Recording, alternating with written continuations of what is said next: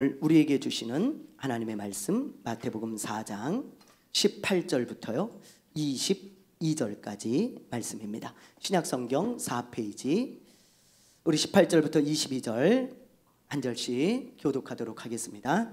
갈릴리 해변에 다니시다가 두 형제 곧 베드로라 하는 시몬과 그의 형제 안드레가 바다에 금을 던지는 것을 보시니 그들은 어부라.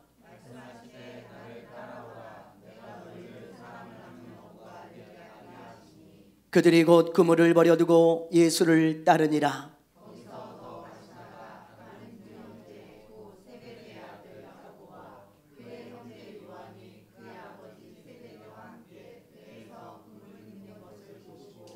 같이 합니다. 그들이 곧 배와 아버지를 버려두고 예수를 따르니라. 아멘. 목사님께서요 귀한 말씀 전해주시겠습니다.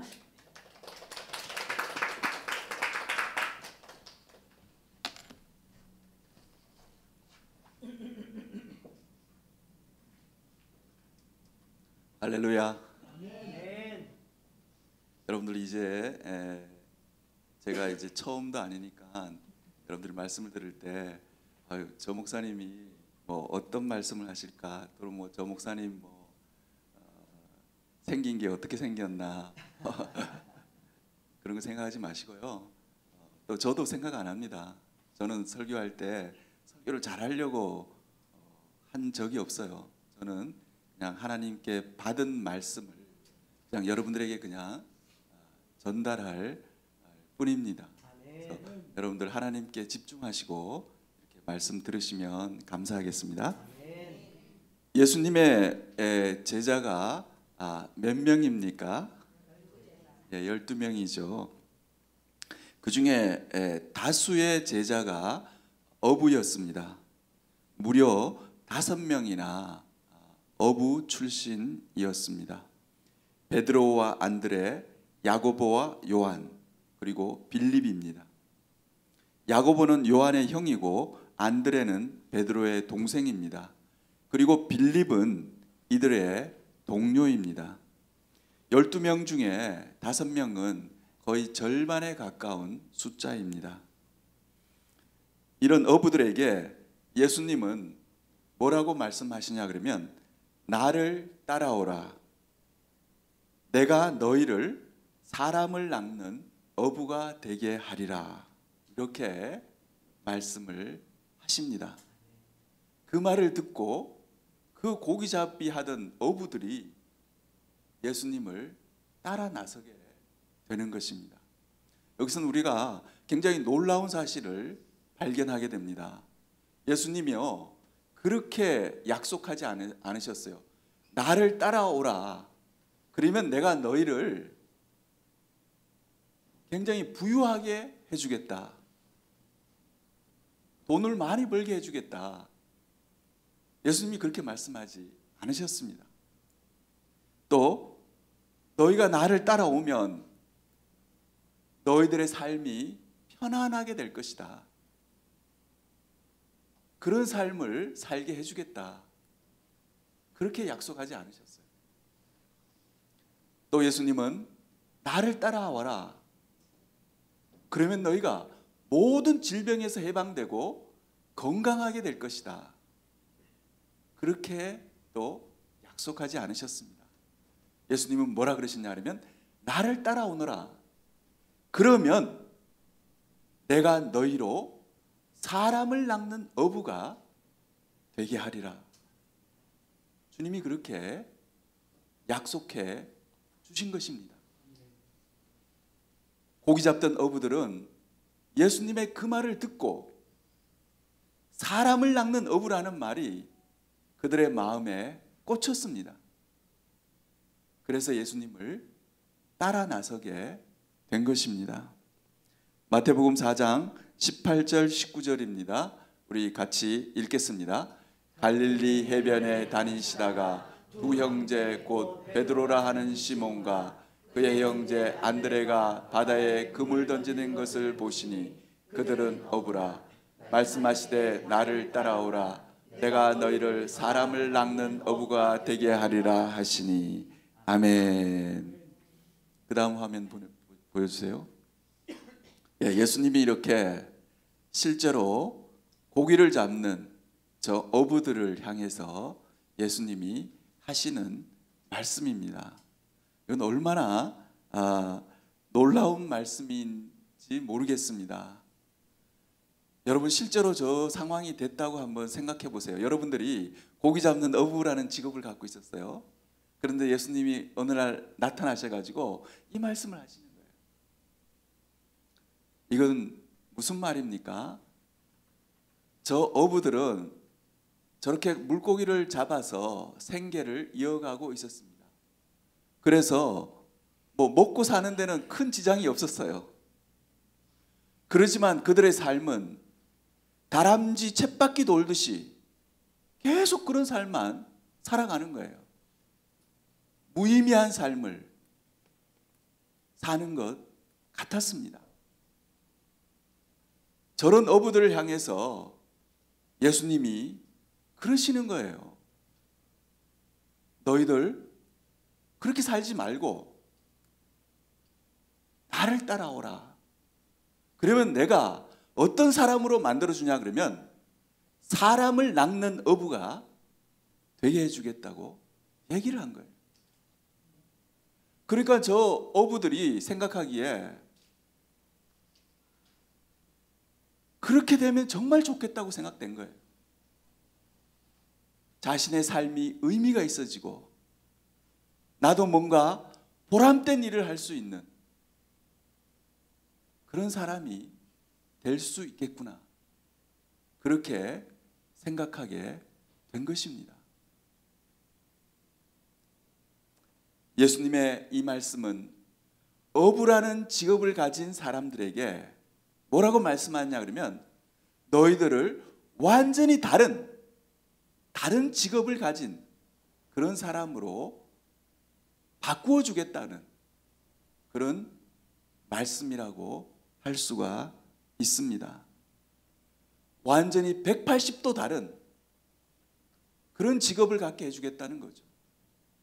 여러분 이 말씀은 오늘날 우리에게도 하는 말씀과 똑같습니다. 우리들도 각자 다른 직업을 가지고 있잖아요. 예수님이 우리에게 나타나셔서 그러시는 거예요. 너희가 갖고 있는 그 직업 대신에 완전히 다른 새로운 직업을 너희들 갖게 해줄 수 있다는 그런 말씀입니다.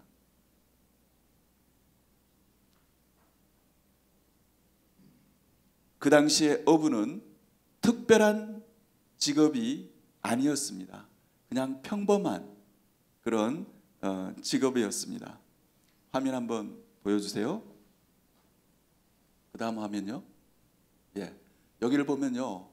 고기를 낚는 이런 평범한 직업을 가진 어부를 향해서 예수님이 하신 말씀이 너희는 이제 나를 따라오기만 하면 사람을 낚는 그런 어부가 되게 해주겠다는 말씀입니다. 여러분 고기 잡는 것을 직업으로 삼는 고기 잡는 것이 거의 프로예요.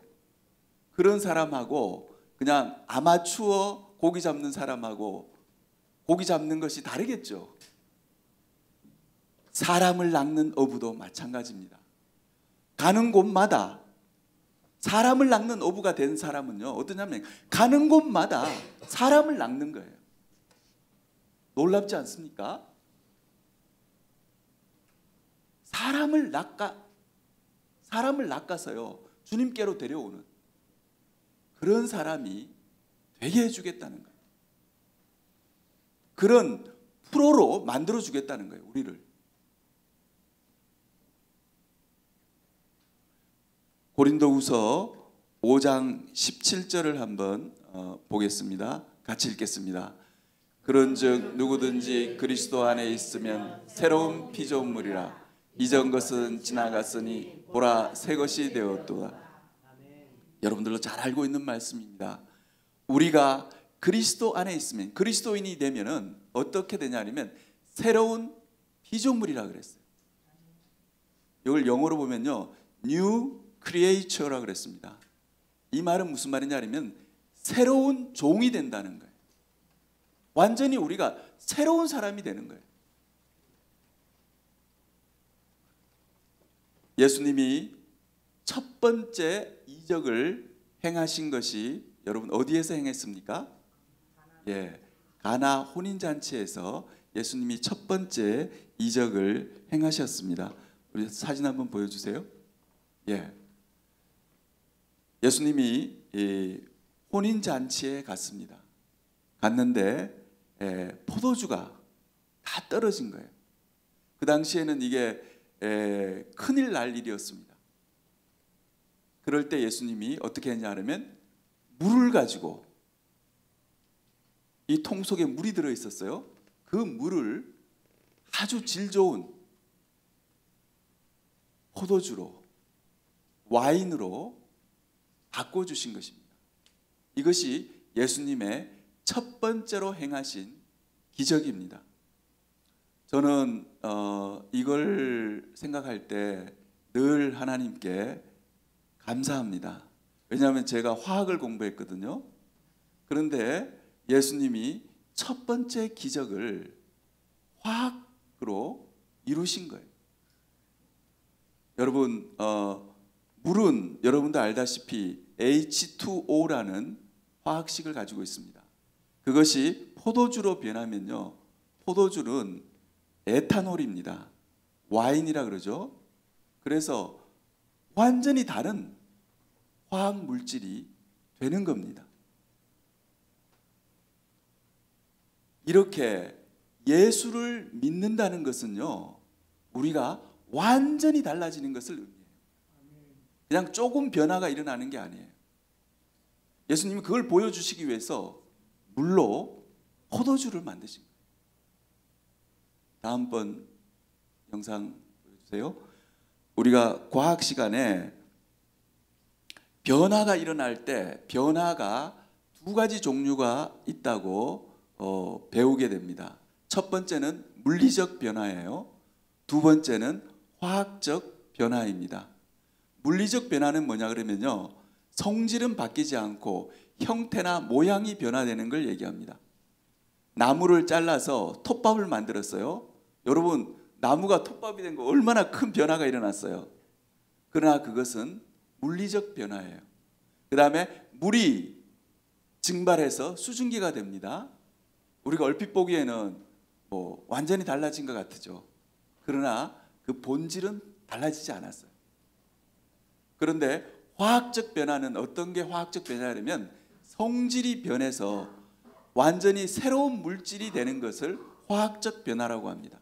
이것은 물이 변해서 에탄올이 되는 그런 걸 의미합니다.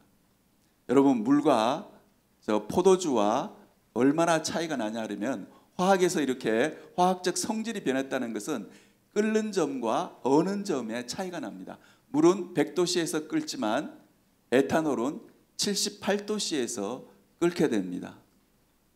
여러분들 술 드시는 분들은 술을 데워서 그렇게 먹으면 어떻게 되겠습니까? 에탄올 성분이 다 날아갑니다. 78도에서 끓기 때문에. 그 다음에 어는 점이, 물은 0도씨에서 어는데 저 포도주는 마이너스 114도씨에서 얼게 됩니다. 완전히 다른 사람이 되는 거죠. 여러분, 예수 믿는다는 것은 여러분 그런 거예요. 예수 믿어서 내가 조금 착하게 사는 그런 삶을 사는 것이 아닙니다. 예수 믿는다는 것은 뭐예요? 완전히 나한테 화학적 변화가 일어나는 거예요. 내가 좋아하던 것, 내가 좋아하던 것이 바뀌어야 됩니다. 그러지 않으면요, 그 사람 그리스도인이 됐다고 얘기할 수가 없어요. 아직 물이 포도주가 되지 않은 거예요. 단순히 물리적 변화만 일어난 거예요. 교회만 나온다고 해서, 교회 일주일에 한 번씩 나와서 예배 드린다고 해서 화학적 변화가 일어났겠습니까? 아닙니다. 제가 끓는 점, 어는 점을 얘기했듯이 자기가 좋아하는 것, 또 자기가 싫어하는 것, 그게 바뀌어야 됩니다. 내가 그전에는 내가 좋아하던 것이 하나님이 싫어하는 것, 죄악된 것을 좋아했지만 이제는 그게 바뀌어야 돼요. 내가 좋아하는 것이 뭐냐? 하나님 말씀이 나한테 좋아야 됩니다. 하나님 말씀 듣는 것, 교회에 나와서 설교 듣는 것, 이게 너무너무 좋아야 됩니다. 너무너무 좋아서 교회에 나와야 됩니다. 그 다음에 내가 싫어하는 것, 그런 것도 바뀌어야 됩니다. 그 사람이 온전히 바뀐 사람이라는 것을 알 수가 있습니다.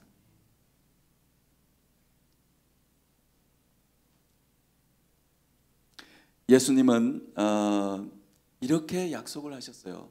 나를 따라오너라. 그러면 내가 너희로 사람을 낚는 어부가 되게 하리라. 이 말씀은 바로 우리를 완전히 바꿔주시겠다는 거예요. 그전에는 물고기만 잡는 어부였는데 이제 예수님을 따라 나서면 어떻게 된다 그러냐면 사람을 낚는데 선수가 되는 거예요. 그런 사람으로 바꿔주겠다는 겁니다. 여러분, 이게 얼마나 놀라운 변화입니까? 그런데 내가 아직도 사람을 낚는 기술을 배우지 못하고 내가 어디를 가더라도 사람을 낚을 줄 몰라요. 내가 교회 생활을 1년 하고 2년 하고 3년 하고 4년 하고 5년을 하고 10년을 하는데도 사람을 한 명도 낚을 줄 모른다면 예수님의 이 말이 어떻게 되겠습니까? 공허한 말이 되는 거죠. 그래서 우리는 잘 생각해 봐야 됩니다. 내가 아직 사람을 낚는 어부가 되지 못했다면 내가 예수님을 제대로 따라가지 못했거나 내가 하여튼 변화받지 못했던 거예요. 못한 거예요. 아직도 옛날 그 직업이 내 직업이고 그게 우선이에요.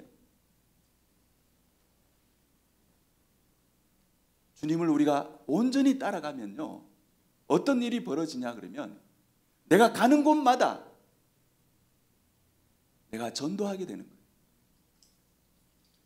새 신자가 생겨나게 되는 겁니다.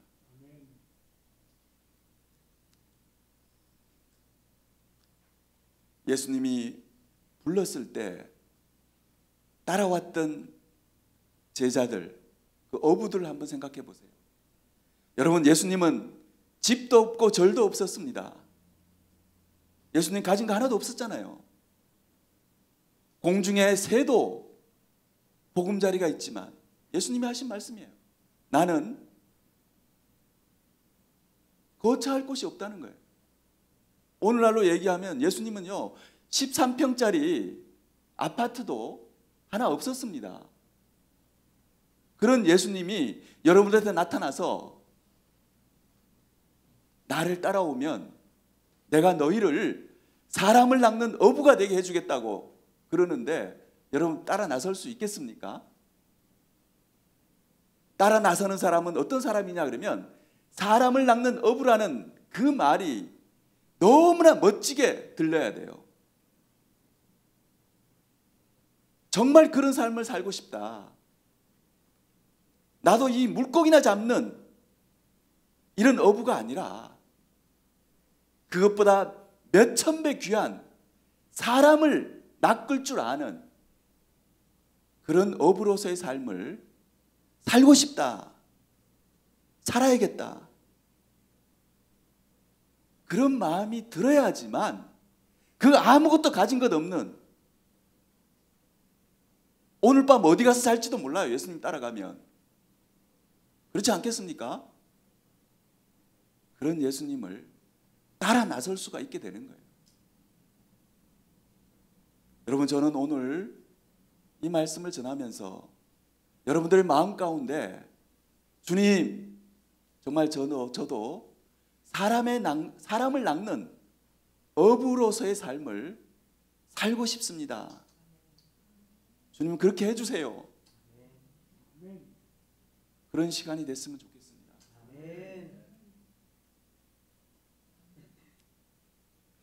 예수님을 따라 나선 이 어부들이 나중에 어떻게 됐습니까? 예수님이 약속하신 그대로 되었습니다. 일자 무식이었던 베드로가 어떻게 됐냐 그러면요, 사도행전 2장을 보면은 베드로가 설교를 했습니다. 너희가 회개하여 각각 예수 그리스도의 이름으로 세례를 받고 죄사함을 받으라. 그리하면 성령의 선물을 받으리라. 이렇게 설교를 했더니만 그날에 세례를 받고 주님께로 돌아온 사람이 3,000이나 더하더라. 그렇게 기록되어 있습니다. 그냥요 교회 한번 와본 사람, 한번 믿어볼까 한 사람이 3,000이 되는 것이 아니라 회개하고 세례를 받는 그 사람의 수가 3,000명이나 돼요. 예수님이 약속하신 그대로 된 거예요. 베드로는 사람을 낚는 어부가 된 것입니다. 사도행전 3장에 보면 한 번은 베드로가 성전을 올라가는데 거기에 구걸하는 안진뱅이가 있었습니다. 안진뱅이이기 때문에 움직이지 못하죠. 그러니까 돈을 벌 수가 없는 거예요. 이 사람이 할 수 있는 유일한 방법은 성전에 올라간 사람 대상으로 손을 내밀면서 한 푼 주십시오. 그렇게 하는 것밖에 할 수가 없었어요. 그날도 그렇게 하고 있었습니다.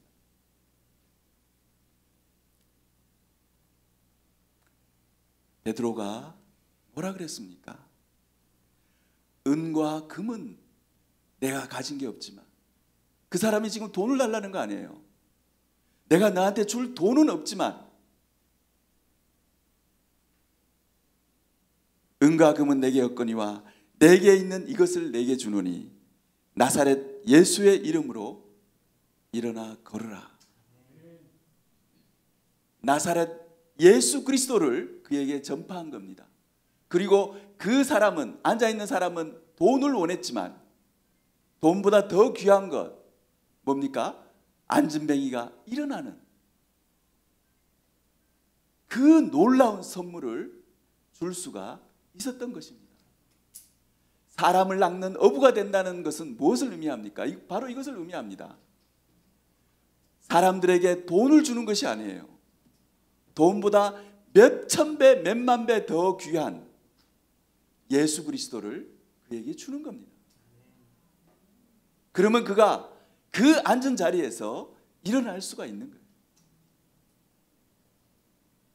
주님은 우리들을 사용하셔서 우리가 어떤 사람으로 살아가기를 원하냐 그러면요, 사람을 낚는 어부로서의 삶을 살아가기를 원하시는 것입니다.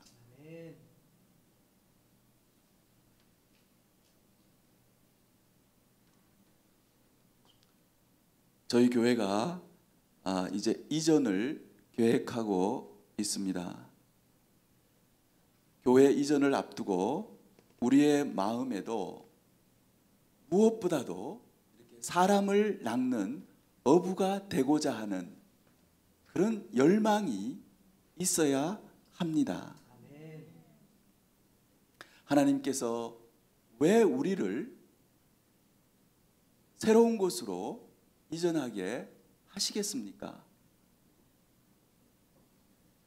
제가 여기 그 낚시를 좋아하시는 우리 집사님이 있는 걸 볼 수가 있었어요. 김청송 집사님.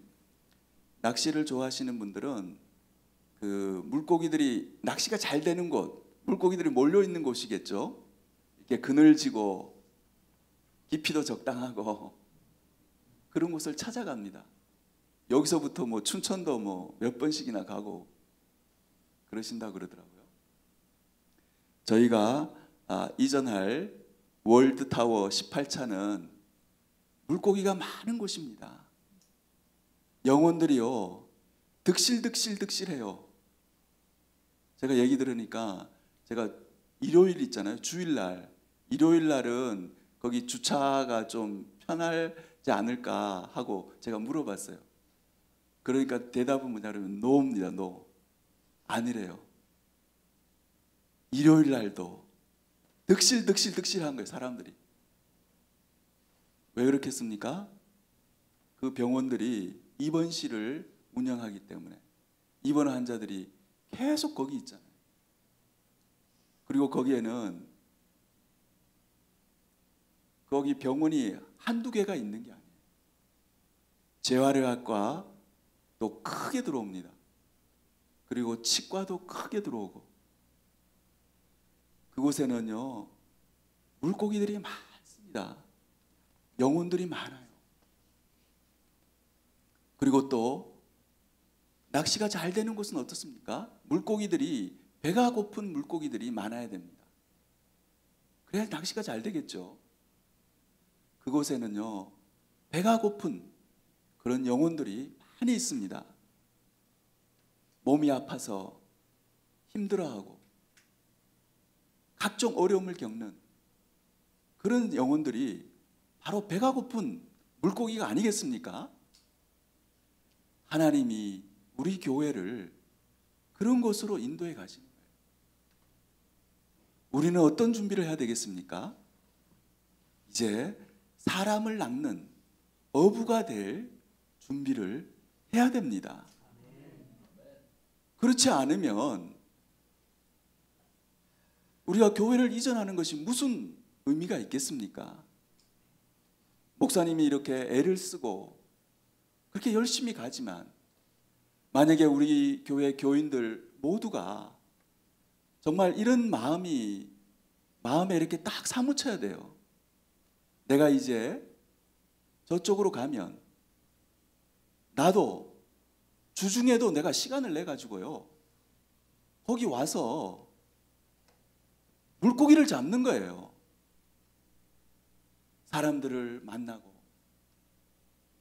사람을 낚는 어부로서 삶을 살아야겠다. 여러분, 그런 열망이 있어야 됩니다. 우리가 다 한 번 사는 인생입니다. 여러분, 이 한 번 사는 인생에 주님의 약속대로 한번 그렇게 살아봐야 됩니다. 내가 가지고 있는 직업도 중요하지만 예수님이 얘기하는 새로운 직업, 그 직업에 충실하는 사람,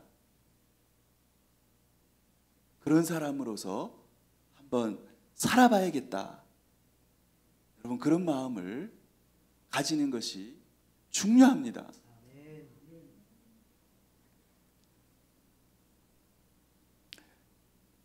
여러분, 제가 집에서 이렇게 화초를 가꾸는데요.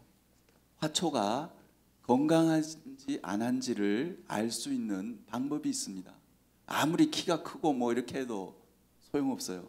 제가 키워보니까 화초에서, 그 식물에서 새순이 돋아나는 거 있잖아요.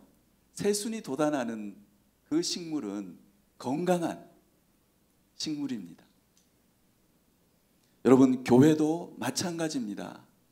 교회도 건강한 교회는 새순이 돋아나야 됩니다. 새신자가 있어야지만 그 교회가 건강한 교회라고 할 수가 있습니다.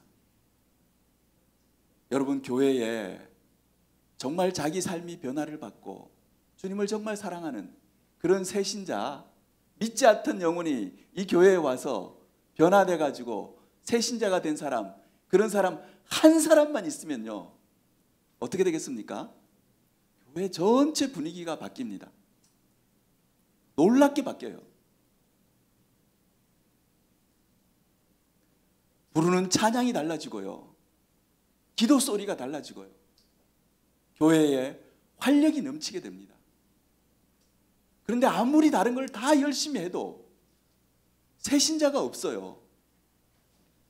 그러면 그 교회가 어떻게 되겠습니까? 활력을 잃게 되는 거예요.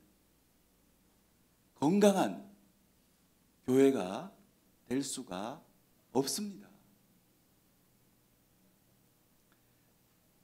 교회에는 여러 가지 교회 봉사라는 게 있습니다. 음식을 준비하는 이런 봉사가 있죠. 음식을 열심히 준비하는 봉사를 하는 것이 굉장히 중요합니다. 그러나 이것만 해서는 안 됩니다. 거기다가 플러스해서 사람을 낚는 봉사, 새신자를 데려오는 그런 역할을 하는 봉사를 거기에다가 추가해야 됩니다. 그리고 청소하는 봉사도 있습니다. 교회 청소를 하는 거죠.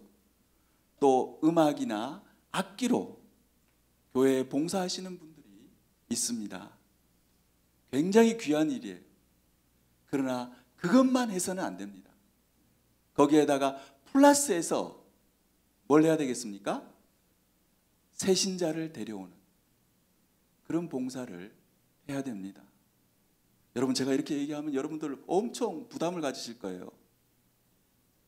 난 그거 제일 못하는데 제발 그 소리만 좀 하지 말지.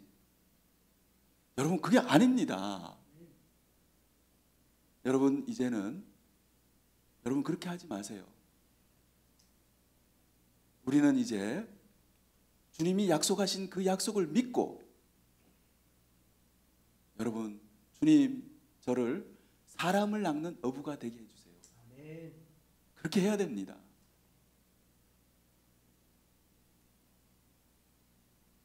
물질로 봉사하시는 분도 있습니다. 얼마나 귀합니까? 그러나 그것만 해서는 안 됩니다. 거기다가 플러스해서 뭘 해야 되겠습니까?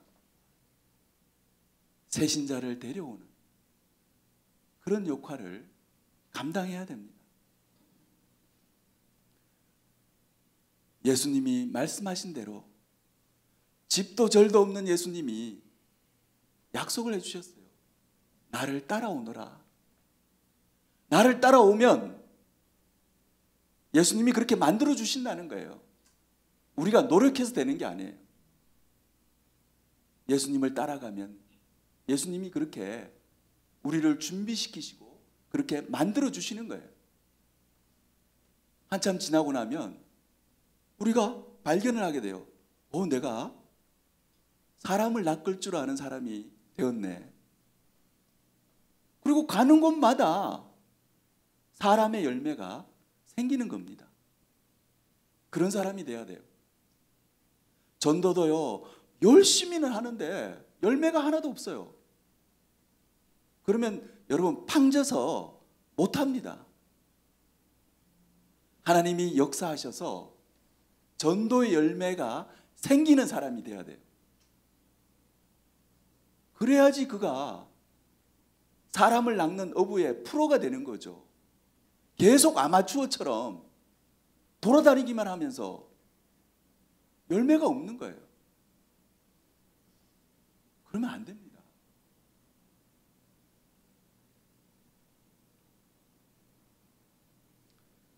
사람을 낚는 어부라는 말이 그 제자들에게 그렇게 매력적으로 다가왔던 것처럼 오늘날 우리에게도 그 말이 정말 매력적으로 다가와야 돼. 그래야지만 예수님을 따라갈 수가 있는 겁니다. 모든 걸 다 포기하고 예수님을 따라갈 수가 있는 거예요. 마태복음 4장 20절 한번 같이 읽겠습니다. 그들이 곧 그물을 버려두고 예수를 따르니라. 아멘. 그물이라는 것은 무엇입니까? 생계를 책임지는 그런 중요한 수단이었습니다. 그물 없이 어떻게 고기를 잡아요? 그러나 어땠습니까?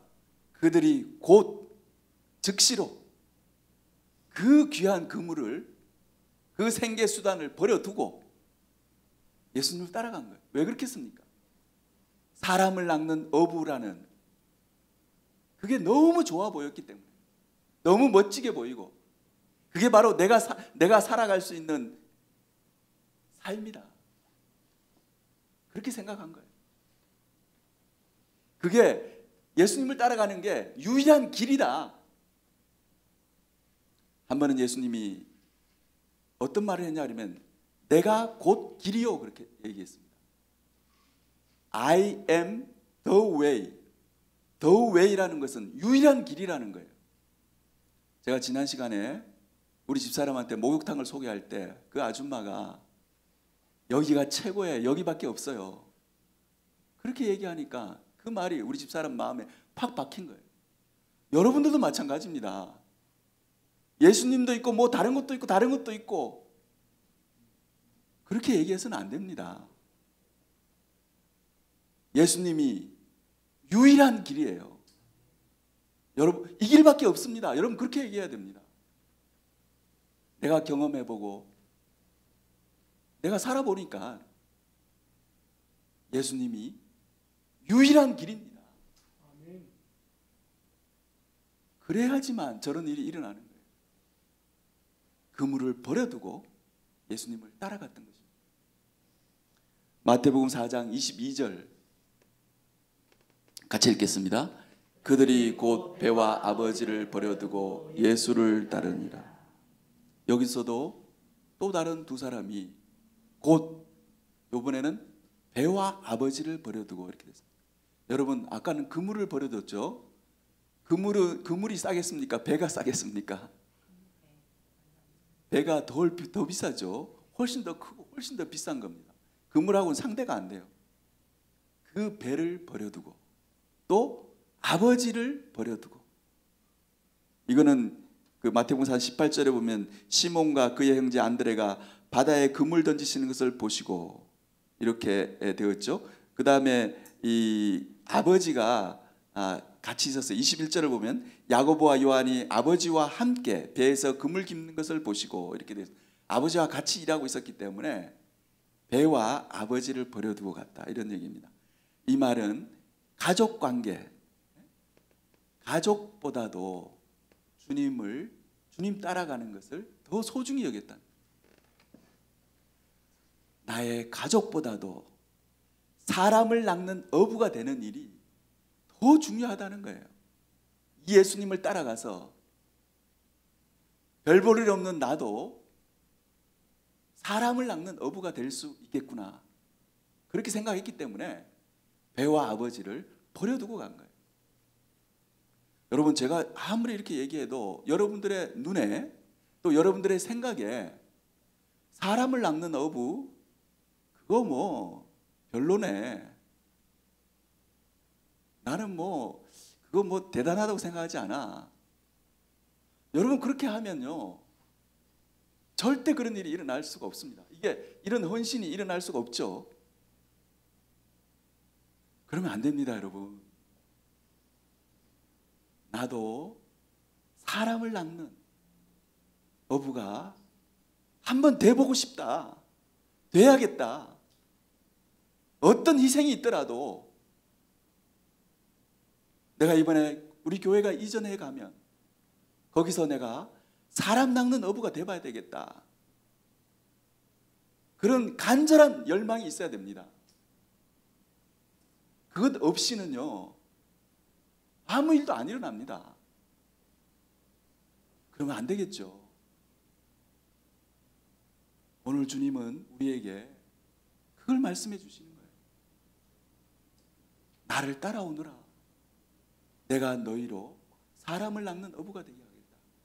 그럼 우리가 그 말을 들었을 때 그 사람 낚는 어부라는 말이 우리한테 너무 멋지게 보여야 돼요. 너무 좋게 보여야 돼요.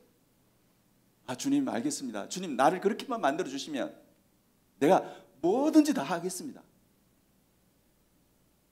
내 직업도 버리고 내 가족도 버리고 내가 지금까지 살아왔던 그물도 그냥 버리고 비싼 그 배도 버리고 한번 주님 따라가겠습니다. 그렇게 돼야 되는 거예요.